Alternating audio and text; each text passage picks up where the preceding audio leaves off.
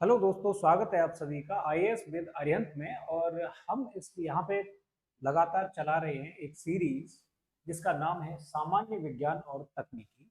इस सीरीज को स्टार्ट करें उससे पहले हम बात करेंगे अरिहंत पब्लिकेशन की तरफ से प्रकाशित प्रीलिम्स पॉसिबल के नाम से इस पुस्तक के बारे में, जिसमें 1990 से लेकर के 2023 तक के आईएएस और डिफरेंट डिफरेंट पीसीएस परीक्षाओं में आए हुए प्रश्न पत्रों को संकलित किया गया है। इन प्रश्न पत्रों के लगभग 3600 प्रश्नों को असेंबल करके चैप्टर वाइज तोड़ा गया है। उसके बाद उनको डिवाइड किया गया है सेक्शंस में। हर एक सेक्शन को स्टार्ट करने से पहले थ्योरी दी गई है शॉर्ट नोट्स के रूप में। उसके अलावा डिटेल्ड सॉल्यूशन दिया गया है हर एक क्वेश्चन का अलग अलग। इसके साथ ही जहां कहीं भी जरूरत पड़ी है वहां पे नॉलेज प्लस के नाम से भी एक्स्ट्रा डाटा दिया हुआ है। इसके साथ साथ जब हम क्वेश्चनों को करेंगे तो उसमें भी कुछ थ्योरी या कुछ फैक्ट होंगे, कुछ ग्राफ होंगे, उनको जोड़ते चलेंगे। इसके साथ इस पुस्तक में क्या है, बहुत ही कम गलतियां हैं, या ये कहिए कि ये पुस्तक एरर फ्री है। इस पुस्तक को आप ले लीजिए। अगर आपने ले ली है तो जैसे जैसे हम क्वेश्चनों को करते चले जाएंगे, आप जो भी नोट्स हों उनको इस बुक में ही ऐड करते चले जाइए, जिससे आपके समय की काफी ज्यादा बचत होगी और उस एक्स्ट्रा समय को आप क्या कर सकते हैं, अन्य एमसीक्यू लगाने में खर्च कर सकते हैं। इसी के साथ अब हम अपनी सीरीज को स्टार्ट करेंगे। आज का जो हमारा टॉपिक है वो है लवण या मिनरल्स के बारे में, या साल्ट्स के बारे में। गुणधर्मों की बात करें कि आखिर साल्ट होते क्या है, तो कोई अम्ल है, उसके साथ अगर हमने क्षार मिला दिया तो लवण और जल बनता है। जैसे HCl एक अम्ल हो गया और क्षार के रूप में हम NaOH को ले लेते हैं। यहां से H को और OH को एक साथ मिला के रख देते हैं तो ये बन जाएगा NaCl प्लस H2O। तो ये जो घटना है यहां पे, ये कहलाती है, या ये जो अभिक्रिया है ये अभिक्रिया कहलाती है उदासीनीकरण की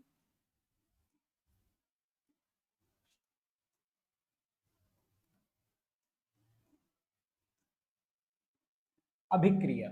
और ये जो चीज बनी है यहाँ पे NaCl, इसी चीज को कहा जाता है साल्ट या लवण। तो लवण किससे बनते हैं? उदासीनीकरण की प्रक्रिया के द्वारा बनते हैं, जैसे NaCl, KNO3, FeSO4 आदि। अब जो लवण होते हैं ये अपने नेचर के आधार पर तीन प्रकार के होते हैं। ऐसे लवण जिनमें हाइड्रोजन आयन उपस्थित होते हैं उनको अम्लीय लवण या एसिडिक साल्ट कहा जाता है। इनके उदाहरण हैं NaHCO3, NaHSO4 आदि। क्षारीय लवणों की बात करें तो ऐसे लवण जिनमें OH आयन उपस्थित होते हैं ये क्षारीय लवण कहलाते हैं, जैसे NaOH, MgOH आदि। और मिश्रित लवण की बात करें तो जिनमें H प्लस आयन और OH आयन दोनों ही उपस्थित हों, जैसे CaOCl2। तो इस तरह के लवणों को मिश्रित लवण कहा जाता है। अब आगे बढ़ते हैं। देखिए यहां से प्रश्नों की स्टार्टिंग होती है। लवणों के बारे में हमको, एक तो हमको करना क्या चाहिए जब हम इनको तैयार करें, तो जैसे मान लीजिए हम NaCl को तैयार कर रहे हैं, हमको क्या कर लेना चाहिए, इसका कॉमन नाम क्या है। पहले तो ज्यादातर जो लवण हैं उनके कॉमन नाम है, तो उनके कॉमन नाम हमको याद रखने चाहिए। इस चीज को हम कहते हैं साधारण नमक। ठीक। अब साधारण नमक के अलावा इसका यूज क्या है, तो भैया इसका यूज है खाने में। दूसरी बात, परिरक्षण में। परिरक्षण होता है खाद्य चीजों को बनाने में। जैसे अचार में तेल और नमक की मात्रा अगर ज्यादा रहती है तो नमक एक्चुअली क्या पदार्थ है, ये हाइग्रोस्कोपिक होता है, ये जल को अवशोषित कर लेता है। तो कोई बैक्टीरिया, वायरस, खास तौर से बैक्टीरिया या कोई छोटा जीव अगर एंटर करता है नमक में, तो ये क्या कर लेता है, उसके अंदर से द्रव को शोषित कर लेता है, उसको एक तरीके से ये चूस डालता है, सुखा डालता है।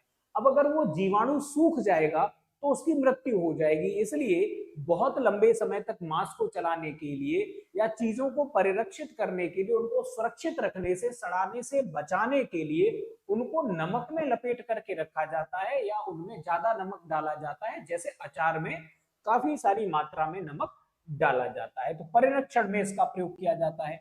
इसके अलावा अगर हम बात करें तो नमक का और इस्तेमाल कहां पे होता है? अभिकर्मक के तौर पे इसका इस्तेमाल होता है।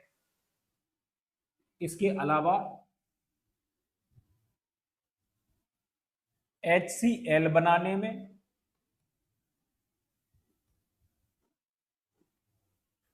और आयन विनिमयन में। देखिए, ब्लड प्रेशर लो हाई होता है तो वो आयनों की कमी के कारण ऐसा होता है। हमारा माइंड फील करने लग जाता है कि हमको और ज्यादा आयनों की जरूरत है, तो वैसी कंडीशन में क्या हो जाता है? बीपी लो होने लग जाता है। अब ऐसी स्थिति में अगर नमक का घोल हम पी लेते हैं तो हमारे जो आयनों की मात्रा है हमारे ब्लड में, हमारे जो न्यूरॉन्स हैं उन आयनों की मात्रा है, खासतौर से सोडियम आयनों की, ये नियमित हो जाती है और ब्लड प्रेशर दोबारा से अपनी पुरानी कंडीशन में लौट करके आ जाता है। इसी तरीके से जैसे ORS होता है तो साधारण नमक के साथ चीनी को घोल करके पी लिया जाता है। चीनी से ग्लूकोज की आपूर्ति हो जाती है और नमक से आपूर्ति हो जाती है आयन विनियमन की, जिसके द्वारा अगर थोड़ी बहुत घबराहट हो रही होती है या ऊर्जा की कमी महसूस हो रही होती है, कमजोरी फील हो रही होती है, तो तुरंत उससे राहत मिल जाती है। इस तरीके से इसके कई सारे उपयोग हो सकते हैं। तो जब हम साल्ट्स को तैयार करें तो हमको इस रूप में इनको तैयार करना चाहिए। अब अपने प्रश्न पे लौट करके आते हैं। ये कह रहे हैं कि आयोडीनीकृत जो लवण है, मतलब कि जो नमक आता है आयोडीन युक्त नमक, उसमें क्या रहता है? मुक्त आयोडीन रहेगा। देखिए, मुक्त आयोडीन क्या करता है? इसको अगर हम गर्म करेंगे तो ये क्या हो जाएगा? भाप में कन्वर्ट हो जाएगा। ये एक तरीके का आप कह सकते हैं कि जो स्वतंत्र रूप से आयोडीन है, शुद्ध आयोडीन है, वो एक ऊर्ध्वपातज की तरह बिहेव करता है। तो ये तो जैसे ही हम सब्जी में, रोटियों में नमक डाल के उसको गर्म करेंगे तो भाप बन के उड़ जाएगा, तो इसका तो कोई इस्तेमाल हो ही नहीं सकता है। अब देखिए, नमक क्या है? नमक है NaCl। तो नमक में जो चीज मिलाई जाएगी वो क्या होगी? NaCl की जगह पे इसी फैमिली का आयोडीन आ सकता है। सोडियम की जगह पे सोडियम की ही फैमिली का पोटेशियम आ सकता है। तो या तो इसमें सोडियम आयोडाइड मिला होगा या इसमें पोटेशियम आयोडाइड मिला होगा। क्योंकि NaCl ये एक फैमिली के हैं तो Na और K एक फैमिली के हैं। क्लोरीन के फैमिली का ही आयोडीन भी होता है, तो इसी चीज को मिलाया जाएगा। इसलिए जो नमक होता है खाने का, उसमें पोटेशियम आयोडाइड के रूप में आयोडीन को मिलाया जाता है और इसी तरह के नमक को आयोडीन युक्त लवण कहते हैं या आयोडीन युक्त नमक कहते हैं। ठीक है। अब ऐसा क्यों करते हैं? पोटेशियम आयोडाइड संरचना एवं भौतिक गुणों में खाद्य लवण के समान होता है, क्योंकि ये NaCl होता है। इसकी फैमिली से हमने यहाँ पे K ले लिया और इसकी फैमिली से यहाँ पे I ले लिया, इसलिए दोनों में कोई डिफरेंस नहीं होता है। व्यापारिक स्तर पर आयोडीकृत नमक बनाने में सामान्यतः इसी का प्रयोग किया जाता है। इसके अतिरिक्त potassium iodate, potassium sodium iodate एवं सोडियम आयोडाइड NaI का प्रयोग भी आयोडीकृत नमक बनाने में किया जाता है। मेन रूप से किसका प्रयोग किया जाएगा? पोटेशियम आयोडाइड का, सोडियम आयोडाइड का। बाकियों में सोडियम आयोडेट या पोटेशियम आयोडेट का प्रयोग किया जाता है। आगे बढ़ते हैं। दूसरा प्रश्न है, पानी की टंकी में फंगस को या कवक को नष्ट करने के लिए इस्तेमाल किया जाने वाला रसायन है। देखिए, कहीं पे कीटनाशक का प्रयोग करना हो, कीटनाशक, कवकनाशक, जीवाणुनाशक,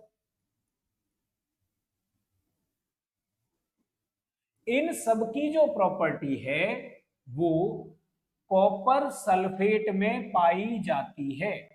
अब कॉपर सल्फेट के साथ अगर 5 मॉलिक्यूल पानी के और जुड़ जाएंगे तो इसे नीला थोथा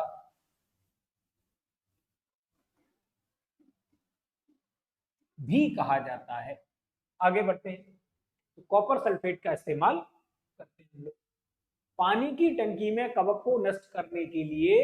कॉपर सल्फेट का इस्तेमाल किया जाता है फसलों की सुरक्षा हेतु भी कवकनाशी के रूप में इसी का प्रयोग किया जाता है। क्यों?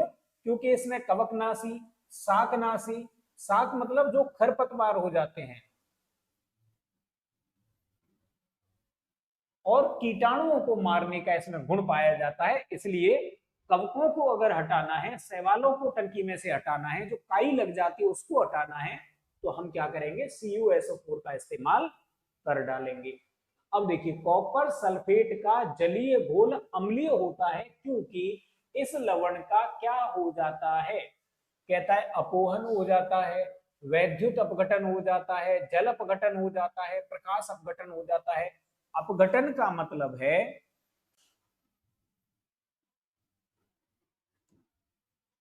अपने आयनों में टूटना।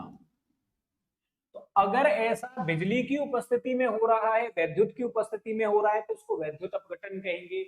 अगर कोई चीज अपने आयनों में जल की उपस्थिति में टूट जाती है तो जल अपघटन कहेंगे। प्रकाश पड़ते ही अगर वो अपने आयनों में टूट जाता है तो इसे प्रकाश अपघटन कहेंगे। अब CuSO4 के बारे में अगर हम देखें तो जैसे ही इसको पानी में मिलाया जाता है तो इसके दो हिस्से हमको देखने को मिलते हैं, Cu++ plus SO4 minus minus. ये तो पानी में घोलते ही टूट गया, इसलिए इसका जल अपघटन हो जाता है। जल अपघटन हो जाता है क्योंकि पानी के साथ घुलने पर ये क्या बना लेगा, CuOH का होल ट्वाइस और H2SO4। इस प्रकार कॉपर सल्फेट जल से अपघटित होकर अम्लीय हो जाता है। चूंकि H2SO4 अधिक अम्लीय होता है, अतः विलयन अम्लीय हो जाता है। इस प्रकार CuSO4 अधिक अम्लीय एवं कमजोर क्षार का यौगिक है।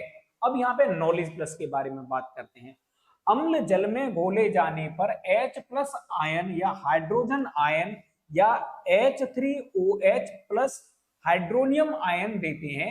विलयन में H+ AQ जो लगा हुआ है इसका मतलब है एक्वस, मतलब पानी में घोलने पर आयनों के कारण ही पदार्थ की प्रकृति अम्लीय होती है। जल की अनुपस्थिति में अम्ल के अणुओं में से H+ आयनों को प्रथम करना संभव नहीं होता है। तो जो अधिकतर अम्ल होते हैं वो कैसे होते हैं, वो जल अपघटन वाले होते हैं, मतलब पानी में घोलेंगे तभी वो अपने आयनों में डिवाइड हो पाएंगे। अब आगे बात करते हैं। फोटोग्राफी की प्लेट पर निम्नलिखित में से किसकी परत चढ़ाई जाती है। तो इस पर जो परत चढ़ाई जाती है वो चढ़ाई जाती है सिल्वर ब्रोमाइड की। ये कहां कहां प्रयोग होगा, फोटोग्राफी में, धूप के चश्मों में,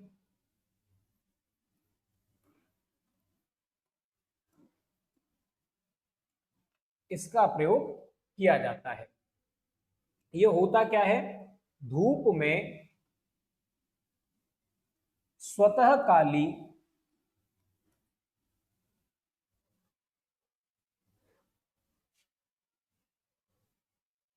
स्वतः काली पड़ जाती है। अब अगर हम बात करें कि जो सिल्वर आयोडाइड है इसका प्रयोग कहां किया जाता है, इसका प्रयोग किया जाता है कृत्रिम वर्षा कराने में। बादलों के ऊपर इसको छिड़क देंगे और उसके द्वारा बादल क्या हो जाते हैं, बरस जाते हैं। ठीक है, सिल्वर ब्रोमाइड की हल्की संवेदनशील प्रकृति के कारण इसका मुख्य अनुप्रयोग फोटोग्राफी में होता है।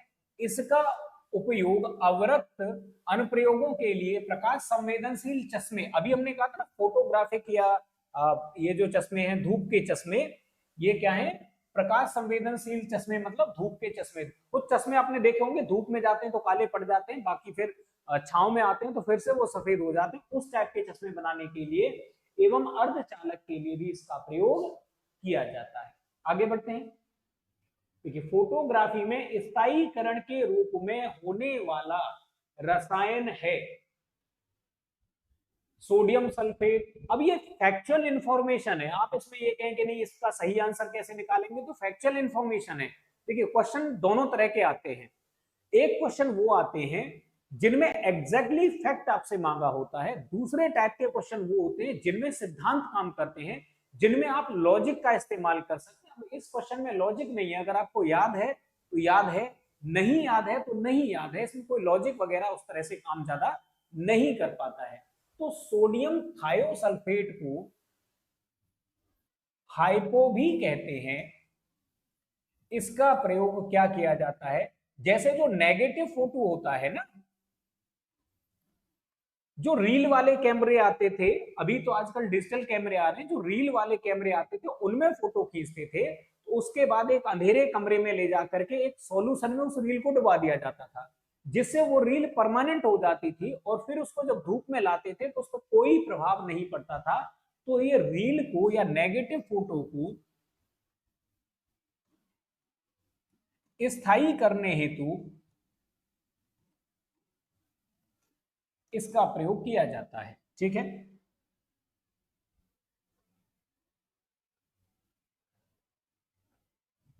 इसका उपयोग चांदी और सोने के निष्कर्षण में, ये चीज और इंपॉर्टेंट है तो इसको और अंडरलाइन कर लीजिए। चांदी और सोने को निकालने के लिए क्या, क्योंकि ये कभी कभी क्या होते हैं, चांदी और सोना एक दूसरे में मिक्स पाते हैं, कई बार बहुत रेयर केस ऐसा होता है जब ये दूसरों के साथ क्रिया करके पाते हैं, लेकिन चांदी क्योंकि नॉर्मली क्रिया कर भी लेता है, तो चांदी बाकियों के साथ क्या करता है, मिलकर के यौगिक बना के रहता है।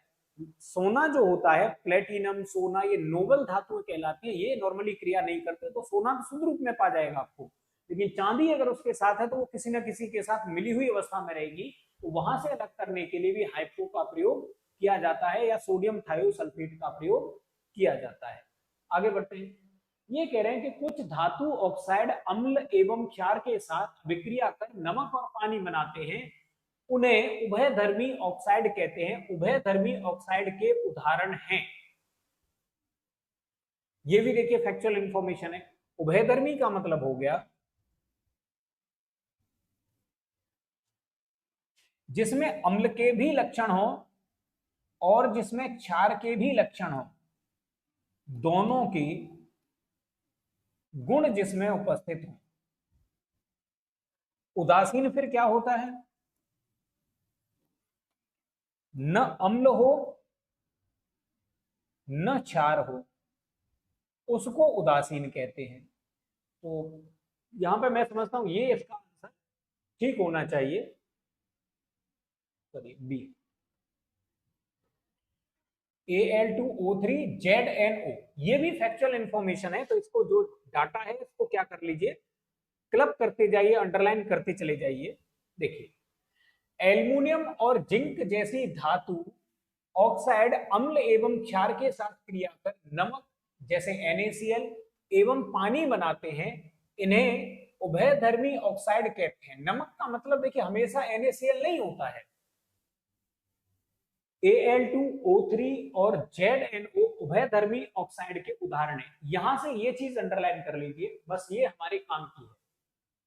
ठीक है, दोनों के दोनों क्या है, उभयधर्मी है। उभयधर्मी का मतलब होता है जिसमें अम्ल और क्षार दोनों के गुण उपस्थित हैं। आगे बढ़ते हैं। जब इनो लवण को जल में डाला जाता है तो बुलबुले बनते हैं। ये बुलबुले किस गैस के कारण बनते हैं, देखिए एक गैस है ऑक्सीजन, ऑक्सीजन को हम कहते हैं जीवनदायिनी गैस। ये किसमें प्रयोग होती है, ये श्वसन में प्रयोग होती है। ठीक है, इसी के द्वारा भोजन का पाचन होता है, मतलब कि ऑक्सीकरण इसी के द्वारा होता है, या ये कहिए कि पाचन होता है। कोशिकाओं के अंदर जो श्वसन होता है या पाचन होता है उसे ऑक्सीकरण कहते हैं, तो ये भी इसी की वजह से होता है। इसके अलावा ये आग लगने में सहायक होती है। ठीक, श्वसन में क्या करते हैं, ऑक्सीजन के साथ हीलियम का मिश्रण प्रयोग करके जो हॉस्पिटल होते हैं, या मान लीजिए जो अंतरिक्ष में यात्री जाते हैं, या जो डाइवर्स होते हैं समुद्र में या पानी में अंदर झीलों में नीचे जाते हैं डाइविंग करने के लिए, तो वो अपने साथ जो सिलेंडर लेके जाते हैं वो ऑक्सीजन के साथ हीलियम मिला करके मिक्स करके लेके जाते हैं। अब अगर हम बात करें कार्बन डाइऑक्साइड गैस के बारे में, तो ये देखिए क्या है, ये प्रकाश संश्लेषी गैस है।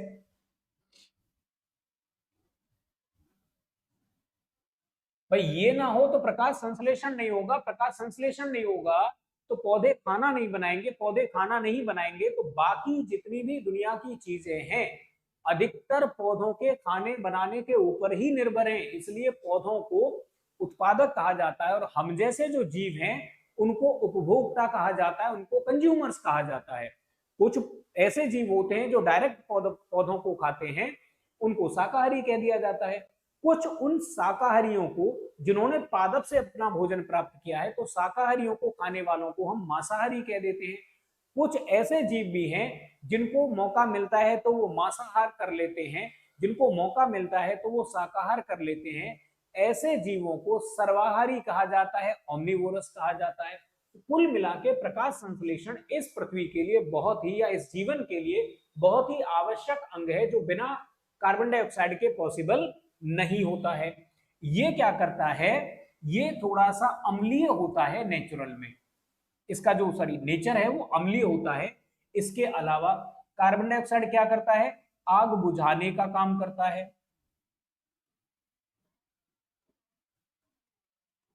इसके अलावा क्योंकि भारी गैस होता है, आग बुझाने का काम करता है।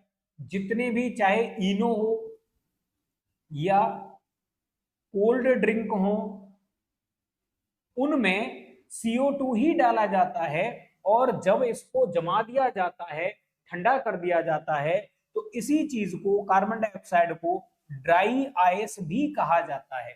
ठीक है, अब बात करते हैं CO गैस की, कार्बन मोनोऑक्साइड की। देखिए, जब डबल होगा तो डाई ऑक्साइड कहेंगे, सिंगल होगा तो मोनोऑक्साइड कहेंगे। कार्बन मोनोऑक्साइड को क्या कहा जाता है, ये दम घोंटू गैस है।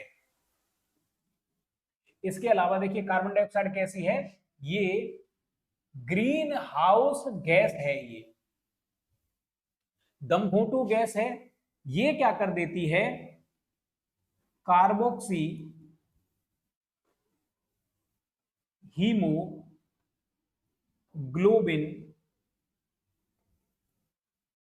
आती है, जिससे इंसान की मौत भी हो सकती है। ये क्या करती है, जब ये अपने यौगिक बनाती है तो इसके यौगिक बाई नेचर उदासीन होते हैं, या ये कह दीजिए कि ये नेचर में उदासीन है।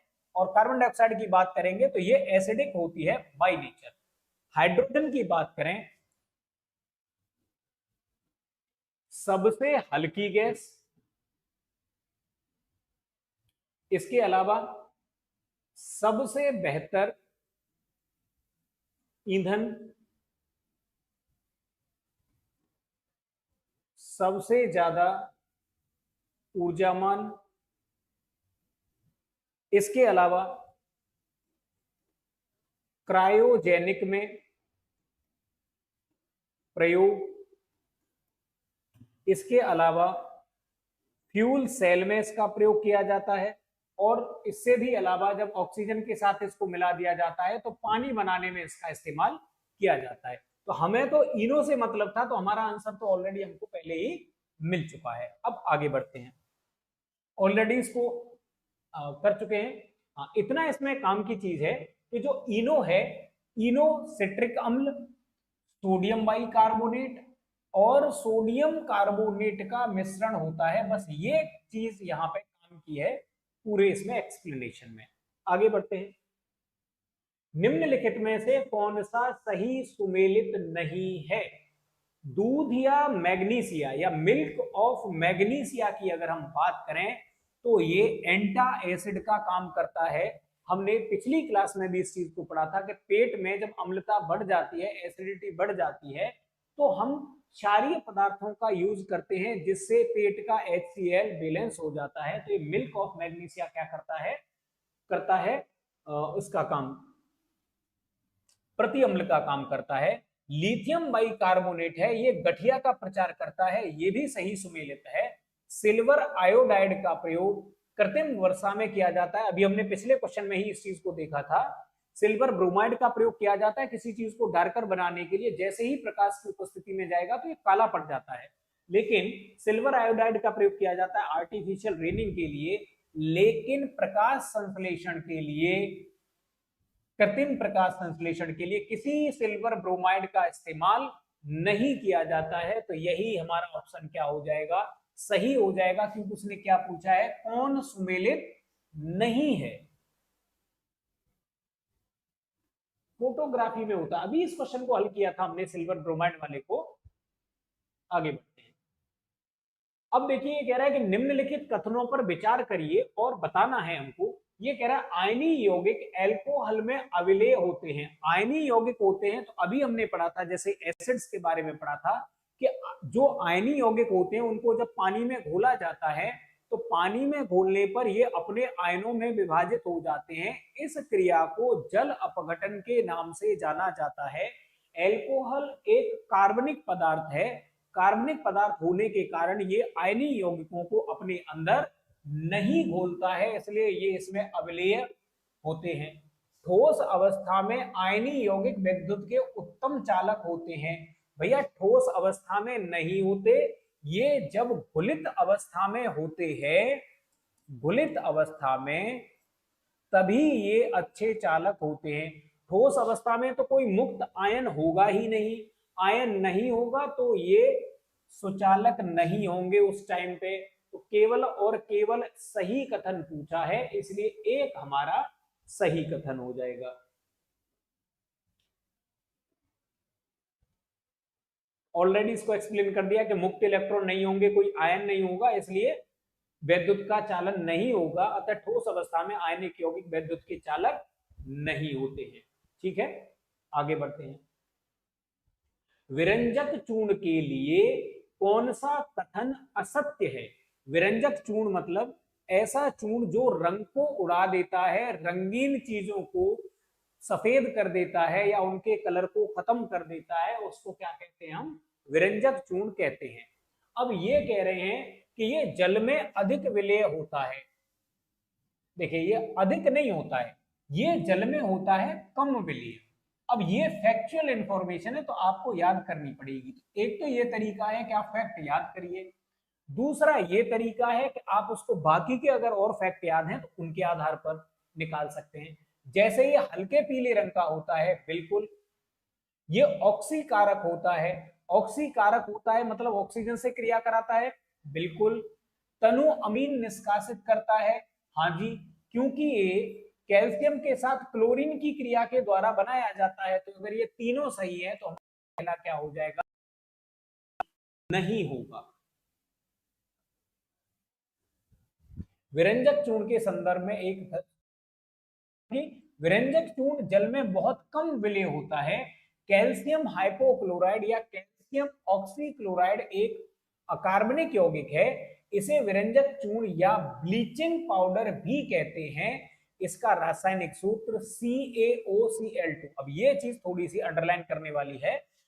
ये होता है इसका फॉर्मूला, हल्के पीले रंग का होता है तथा इससे क्लोरीन की तीव्र गंध निकलती रहती है। भाई क्लोरीन उपस्थित होता है ना, इसलिए यह एक ऐसा रसायन है जो सामान्य तौर पर ऑक्सीकरण के माध्यम से रंगों या दाग धब्बों को हटाता है, परंतु अशुद्धियों की उपस्थिति के कारण एक स्वच्छ विलयन का निर्माण नहीं हो पाता है।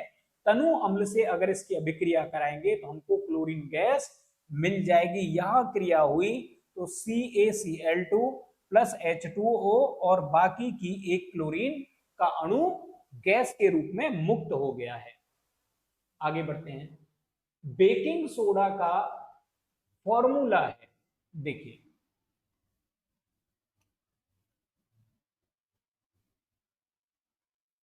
सोडियम बाई कार्बोनेट, ये है NaHCO3। इसको हम खाने का सोडा या पकाने का सोडा, बेकिंग, बेकिंग माने पकाना, बेकिंग पाउडर के नाम से जानते हैं, जबकि सोडियम कार्बोनेट इसको कहते हैं Na2CO3, इसको कहते हैं धोने का सोडा या धावन सोडा। ठीक है, ये हो जाना चाहिए इसका। सोडियम बाइकार्बोनेट, कहीं कहीं आपको सोडियम हाइड्रोकार्बोनेट लिखा हुआ मिलेगा, तो दोनों एक ही बात है, दोनों में कोई अंतर नहीं है। ये बेकिंग सोडा है, यह गर्म होने पर या अपघटित होने पर CO2 के बुलबुले देता है, जिनके कारण पेस्ट्री, केक, ढोकला आदि में छोटे छोटे छिद्र हो जाते हैं तथा इस कारण ये हल्के और फूले हुए हो जाते हैं। धोने के सोडे का रासायनिक नाम पूछा है, तो अभी हमने देखा था, एक तो देखिए इससे भी धोया जाता है और इससे भी धोया जाता है, ये हो जाएगा यहां पे बी। धोने के सोडे का रासायनिक सूत्र Na2CO3 सोडियम कार्बोनेट है, इसका उपयोग कपड़े धोने के साबुन बनाने में होता है। NaOH sodium hydroxide caustic soda का रासायनिक सूत्र है, तो कास्टिक सोडा का प्रयोग भी कपड़े धोने के लिए करते हैं। NaHCO3 ये सोडियम बाइकार्बोनेट है, इसे खाने का सोडा कहा जाता है। तो इसमें तो देखिए सारा इंपॉर्टेंट है, तो टोटल अंडरलाइन आप करके इसको याद कर लीजिए। CaOH का होल ट्वाइस, इसको कैल्शियम हाइड्रोक्साइड या बखरा चूना कहा जाता है, या इसका रासायनिक सूत्र होता है। ठीक है, आगे बढ़ते हैं। निर्जल सोडियम कार्बोनेट साधारणतः पाक सोडा या बेकिंग सोडा के रूप में जाना जाता है। अभी तो हमने देखा था Na2CO3, तो क्या ये वाली चीज बेकिंग सोडा है? नहीं। हाँ, अगर वो ये कहता NaHCO3 सोडियम बाइकार्बोनेट को बेकिंग सोडा कहा जाता है, तो ये बात सही हो जाती है। इसका मतलब ये स्टेटमेंट गलत। अग्निशामकों में, अग्निशामक मतलब आग बुझाने वाले यंत्रों में पाक सोडा या बेकिंग सोडा का प्रयोग होता है। तो जैसे ही इसको हम आग में डालेंगे, गर्म चीज में डालेंगे, तो इसमें से कार्बन डाइऑक्साइड गैस निकलेगी। कार्बन डाइऑक्साइड गैस बहुत भारी होती है, भारी होने की वजह से वो आग के नजदीक ही छा जाएगी, लेयर बना लेगी, तो ऑक्सीजन को आग तक पहुंचने नहीं देगी। अगर ऑक्सीजन नहीं पहुंचेगी तो धीरे धीरे धीरे धीरे बंद हो जाएगी ये।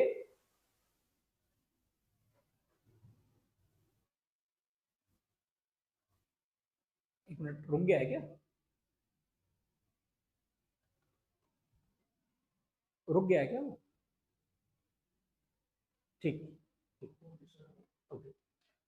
तो जो आग बुझाने के लिए हम बेकिंग सोडा का इस्तेमाल करते हैं, क्योंकि इसको आग में डालेंगे तो कार्बन डाइऑक्साइड निकलेगी, जिससे आग बुझ जाएगी, तो ये बात बिल्कुल सही है। अब ये कह रहे हैं कि विरंजक चूर्ण जो अभी हमने पढ़ा था, कैल्शियम ऑक्सोक्लोराइड, भैया इसका प्रयोग क्या हेसन क्लेवर संयंत्र में होता है? तो भाई देखिए, हमको तीसरे वाले के बारे में नहीं पता है, लेकिन हम ये जानते हैं कि पहला तो गलत है, इसलिए ये वाला उड़ जाएगा। हमको ये पता है कि दूसरा सही है, तो इसका मतलब सिर्फ इसी ऑप्शन में दूसरा आता है, इसलिए हमें यहां से पता चल जाएगा। थर्ड के बारे में एग्जैक्ट पता नहीं है, लेकिन आंसर पर हम फिर भी पहुंच जाएंगे। तो इस तरीके से भी क्वेश्चनों को सॉल्व किया जाता है। 100% नॉलेज होना भी कई बार बहुत जरूरी नहीं होता है ना, हम 100% नॉलेज गेन कर सकते हैं।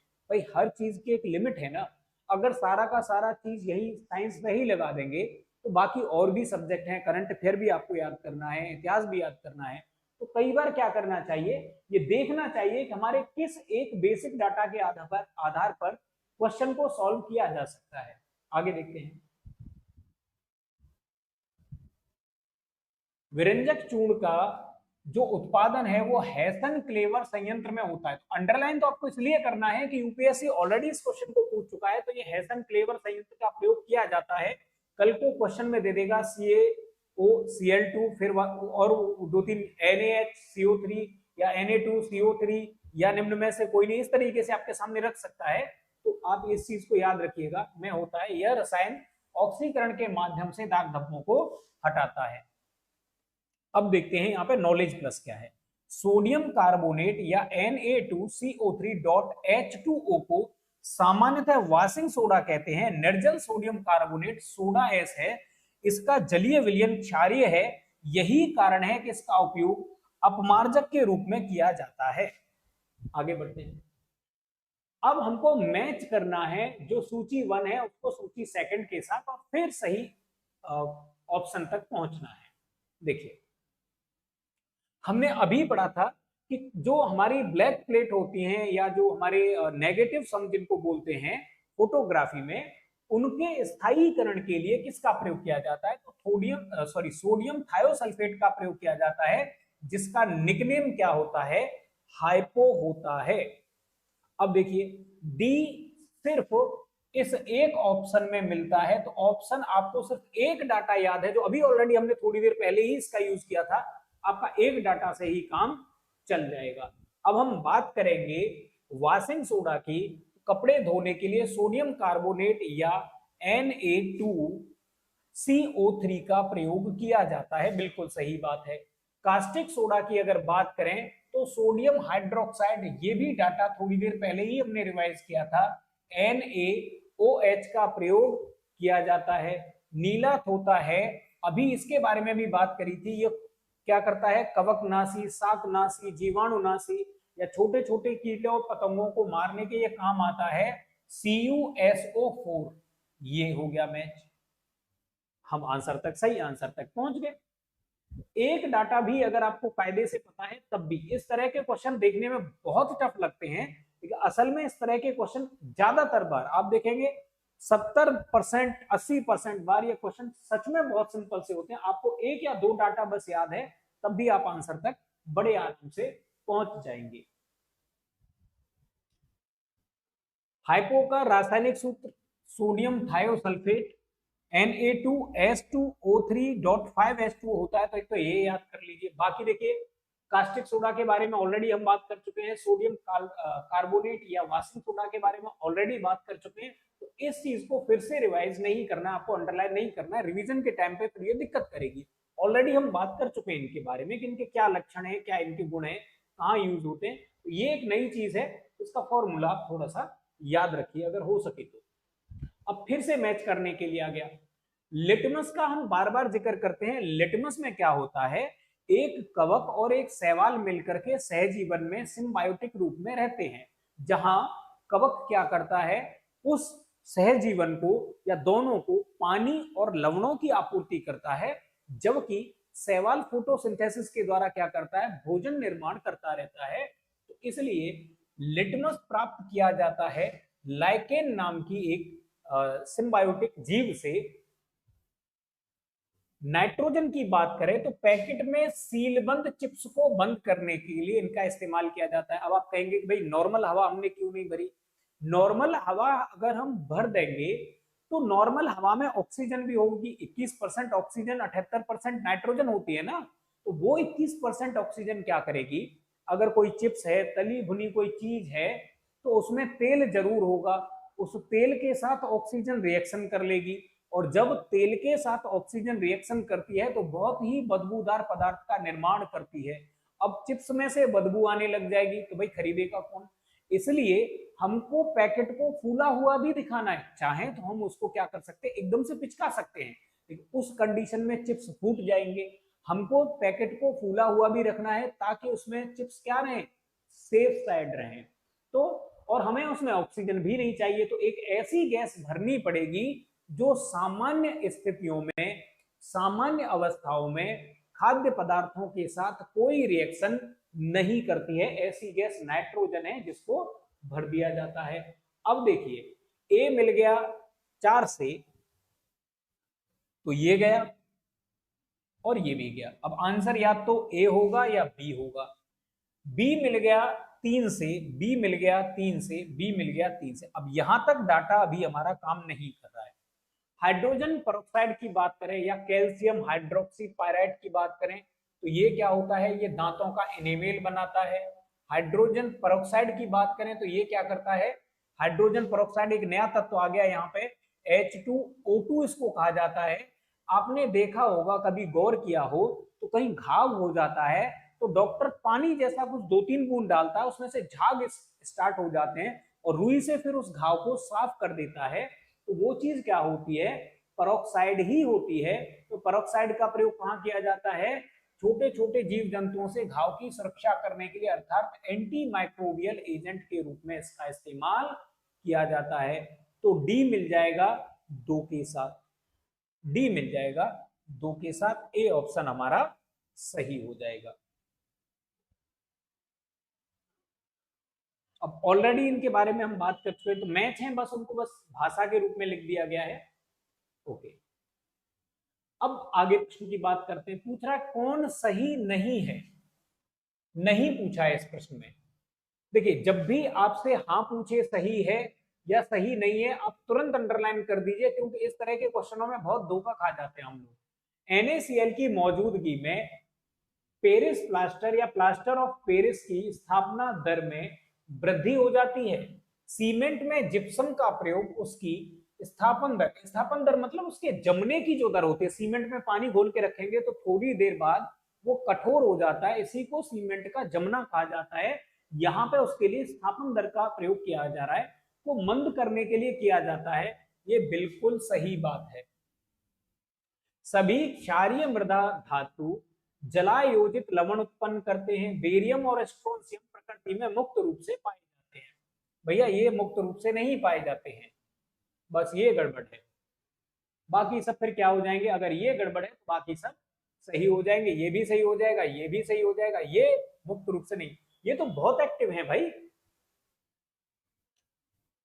बेरियम और स्ट्रोंशियम प्रकृति में मुक्त रूप से नहीं पाए जाते हैं, ये आवर्त सारणी के द्वितीय समूह में आते हैं। प्रथम समूह, द्वितीय समूह, ये तो बहुत एक्टिव है, तो मुक्त रूप में मिल नहीं सकते। ये इस समूह के तत्व बहुत ही क्रियाशील होते हैं, ये वातावरण के संपर्क में आते ही क्रिया करके अन्य यौगिकों का निर्माण कर लेते हैं।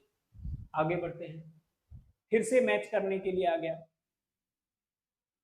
ब्लीचिंग पाउडर का फॉर्मूला अभी हमने लिखा था, कैल्शियम ऑक्सीक्लोराइड CaOCl2। अब A3 से मिलेगा, A3 से मिलेगा तो इसका मतलब ये गया और ये गया। A3 से यहां मैच कर रहा है। कह रहा है बेकिंग सोडा, तो बेकिंग सोडा होता है NaHCO3, सोडियम बाइकार्बोनेट या सोडियम हाइड्रोजन कार्बोनेट। अब सोडियम बाइकार्बोनेट कहां पर है, ये यहां पर है। बी मिलेगा 1 के साथ, बी मिलेगा 1 के साथ, इसलिए ये भी गया। अब बाकी बचे 2, सी मिलेगा 2 से और डी मिलेगा 4 से। Washing soda, sodium carbonate Na2CO3, plaster of Paris होता है CaSO4 dot half H2O। Calcium sulphate hemihydrate, hemi भी लिखा हो सकता है, सेमी भी लिखा हो सकता है, कोई दिक्कत नहीं, आधा इसमें पानी का अणु मिला रहेगा, ये मिल जाएगा यहां पर। आगे बढ़े, ऑलरेडी फॉर्मूले लिख लिख करके हमने देख लिया है, तो आगे बढ़ते हैं। देखिए, अब इसी के साथ बात करेंगे फिर से हम अपनी पुस्तक के बारे में। तो प्रीलिम्स पॉसिबल के नाम से जो पुस्तक है, इस पुस्तक को आप ले लीजिए। जगह जगह पे जैसे हमने फॉर्मूले लिखे हैं, वो फॉर्मूले आप इसी पुस्तक में लिख सकते हैं। अगर आप इसी साल पेपर दे रहे हैं तो आप एक काम करिए, भारतीय अर्थव्यवस्था, राजव्यवस्था, भूगोल और इतिहास से संबंधित क्लासें भी इसी चैनल पर लगातार चल रही हैं, तो आप उनको भी ज्वाइन कर लीजिए, इस चैनल को सब्सक्राइब कर लीजिए, ताकि वो क्लासें आपको टाइम से टाइम डिलीवर होती रहें। और इसके साथ इनसे संबंधित पुस्तकों को भी आप लेकर के उनके एमसीक्यू भी लगा सकते हैं, जिससे आपकी तैयारी को एक विशेष धार मिलेगी और आपकी जो ग्रिप है सब्जेक्ट पे, वो बहुत ही ज्यादा मजबूत होगी। इसी के साथ आज के इस लेक्चर को यही समाप्त करते हैं। बाकी